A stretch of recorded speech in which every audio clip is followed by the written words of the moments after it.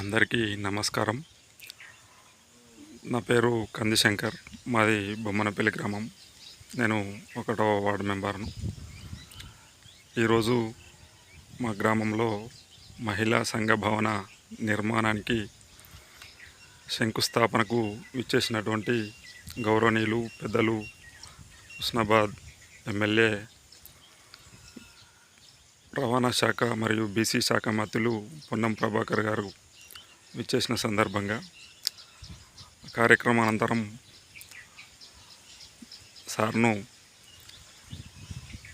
ఉన్న వేసంగిలో జరిగినటువంటి వడ్ల కొనుగోలు విషయంలో ఒక లోడు పంపిస్తే మనము 150 బస్తాలు, అవి కూడా 43 కిలోలు పెట్టి లోడు పంపిస్తే అక్కడ 63 క్వింటాళ్ళు వచ్చినప్పటికీ మళ్ళీ అదనంగా 4 బస్తాలు అంటే 160 కిలోలు, అంటే ఇవి 3 క్వింటాళ్ళు, అవి 160 కిలోలు, 4 క్వింటాల్ 60 కిలోలు అదనంగా మిల్లర్లు కటింగ్ పెట్టి రైతులను ఇబ్బందికి గురి చేసినారని మంత్రి గారి దృష్టికి తీసుకుపోవడం జరిగింది.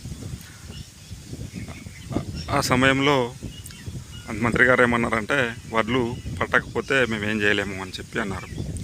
ఆ తర్వాత మరి పెన్షన్లు, మేము వార్డు మెంబరం కదా, మళ్ళీ కొత్త పెన్షన్లు ఎప్పుడు వస్తున్నాయి అని చెప్పి అడుగుతున్నారు సార్. మరి పెన్షన్లు ఎప్పుడు ఇస్తారు సార్ అని చెప్పి అడగడం తోటి సారు కోపానికి వచ్చి, మీ వార్డులో ఏ సమస్యలున్నా మీ వార్డు మెంబర్ ఇంటికి పోయి అడుగురని నా మీదకి చెప్పడం, అలానే నువ్వేమన్నా లీడర్ అవుతావు అనుకుంటున్నావా అని బెదిరించడం జరిగింది. ఇది నిజంగా నాకైతే బాధ అనిపించింది. ఎందుకంటే నేను ఆ ఎమ్మెల్యే గారిని, మంత్రి గారిని మా నియోజకవర్గానికి మొట్టమొదటిసారి మంత్రి అయినందుకు సంతోషంగా ఉన్న వాళ్ళు నాకు సుతా సంతోషం అనిపించింది. ఎందుకనంటే అనే కార్యదక్షత కలిగినటువంటి వ్యక్తి, ఏదైనా అనుకుంటే ఖచ్చితంగా సాధించే వరకు విడువడు అనేటువంటి పేరు నా అభిమాన నాయకుల్లో పొన్నం ప్రభాకర్ గారు సుతా ఒకరుగా ఉండేవారు. ఆ దుద్దేశంతో నేను రైతులకు జరిగిన అన్యాయాన్ని ఆయన తీసుకుపోవడం వలన ఈరోజు ఆ విధంగా మాట్లాడడం.